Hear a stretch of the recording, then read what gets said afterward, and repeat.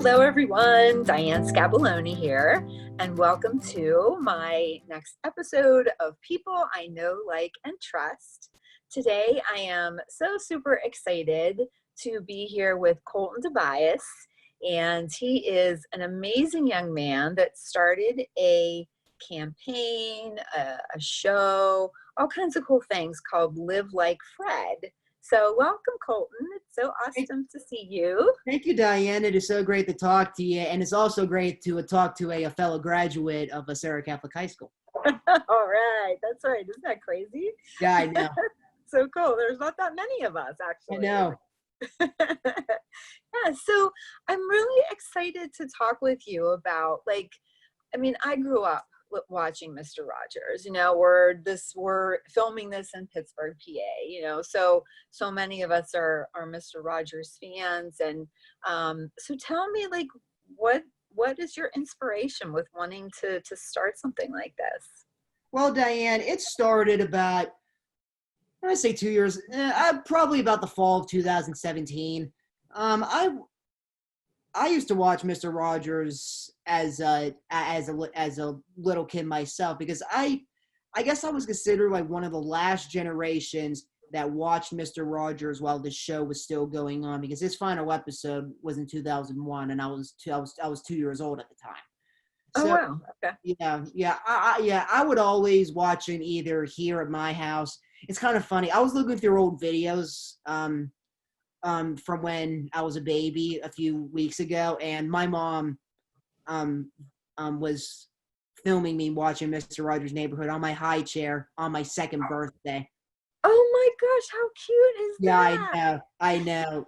It was just like a match made in heaven. I was so happy when I got that, because it's kind of funny, because I never remember watching Mr. Rogers at my house. I remember watching him at my babysitter's babysitter's house. So I was a little relieved knowing I saw that, knowing I did watch Mr. Rogers here.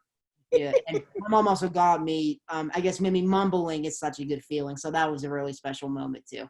Oh my gosh, that's so cool. Yeah, I know. Oh, So I always just loved watching him as a child. And when I got older, I always had a fascination with children's television as well. And Mr. Rogers was always one of my favorites, knowing he was from the Pittsburgh area. I mean, I'm from Murraysville, Pennsylvania, which is about a half hour from Latrobe with no traffic. So that was always special to me, because I love people who are from Pittsburgh and who really make it out in the world, like people who do good things. And Mr. Rogers was always an inspiration to me.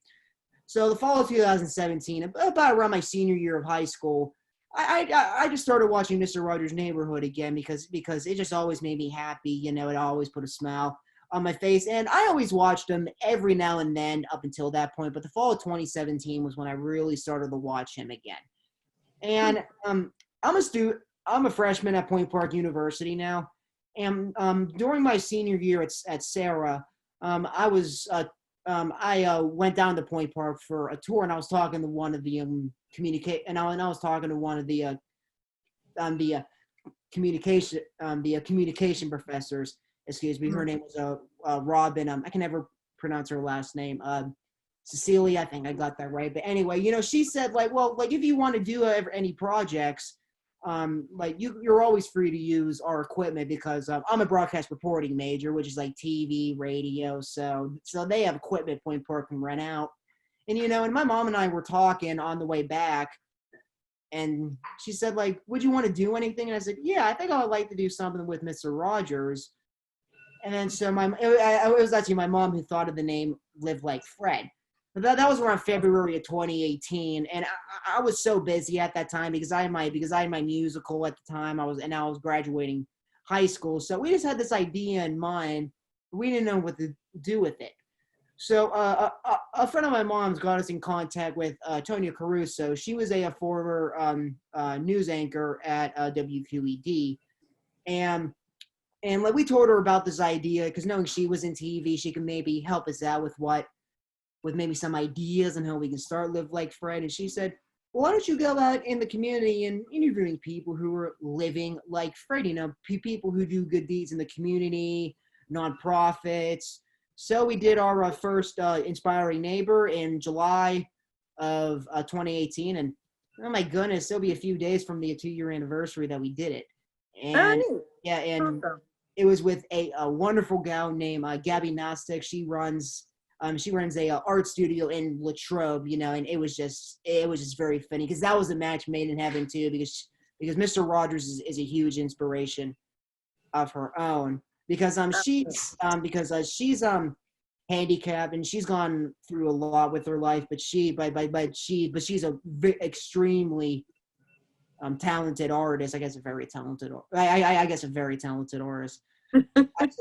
I should say, and she's gone through a lot in her life, but art makes her happy, and she puts that into her students as well. So it was just perfect, and then we just continued to interview more and more inspiring neighbors, and here we are 2 years later.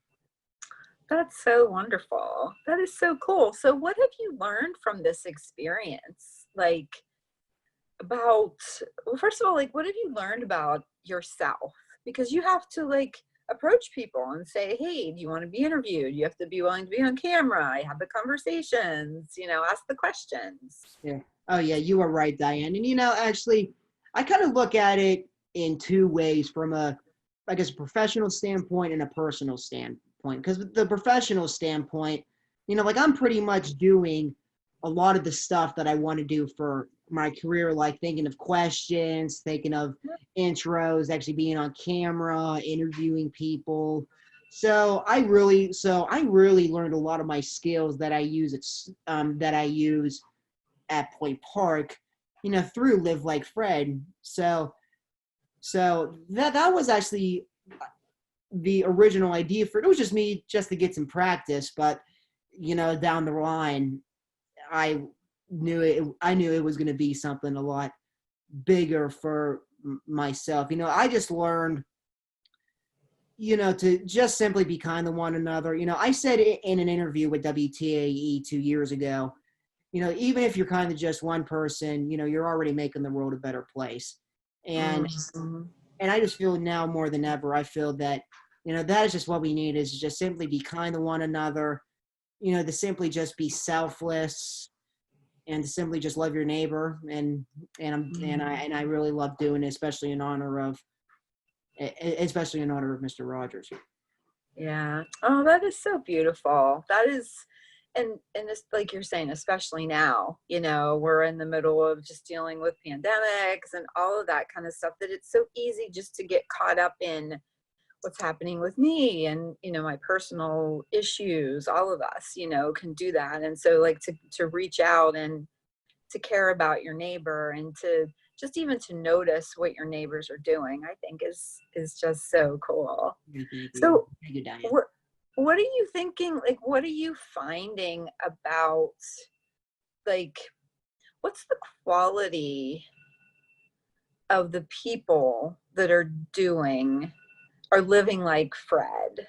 What do you think is how are they different than the people maybe that aren't living like Fred? I don't know. Well, I feel everybody, I'm a firm believer that there's always a good heart in people. And how there's there's always good people in this world, if that makes any sense. And it does, totally. I guess I don't know, Diane. Geez, that's a tricky question. I guess I would have to think about that one for a minute. And and I just love to try to find the good in people, and knowing that knowing, like I said, that there always is good in people, whoever they may be. If that makes any sense. Yeah. So basically what you're saying is it sounds like everybody wants to live like Fred, maybe, wants to have a heart, and it's just a matter of like finding that. And that might be like really what Mr. Rogers was doing, right? Like he would just find it seems like, I remember that this will make me cry, but this little boy who was like really just had so many health issues and was really like hard to look at because he had so many traumas, and Mr. Rogers was just like right here with him and just saw like his soul, Yeah, like I was that was just Jeff was his name. okay so and, you And one of the reasons that my mother and I continue with Live Like Fred is we just try to find the Fred in people, and it always makes me feel good knowing that there are people who are living like Fred out there. Mm-hmm. Now, did you believe that before you started doing this? Yeah, I mean, I was always a firm believer that there's always good in people, no matter who they are. But I guess not in a way, not like in the Mr. Rogers way I express. I mean, it was, I guess, kind of like the same principle, I just feel I just added like the Mr. Rogers in it. Mm-hmm. So where do you see this going? I mean, you have lots of followers. You've done a whole bunch of shows. Like, is there more that I see? You got a great branded shirt. Awesome. Let us know how we can get our hands on one of those. And like, what other things are you thinking, planning, strategizing, anything? Yeah, we really don't know. It's just we're just playing it by ear, and it's just wherever it takes us. We actually do have some more interviews with inspiring neighbors that are going to be coming out in the next couple of weeks. Yeah, okay. So we're going to keep on trying to find people living up the philosophies of kindness and love as Mr. Rogers did, and we'll just have to see where it takes us from there, because in knowing I only have a year and a half left of college, I just really don't know. Like, I would love to continue like something related to Live Like Fred beyond that for the rest of my life. We're just gonna have to wait and see. Yeah. Oh, it's so exciting. I just love it.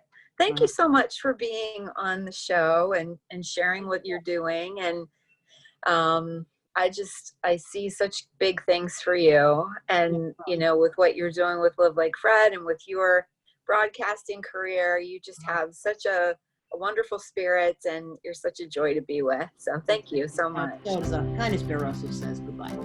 Oh, okay. Bye.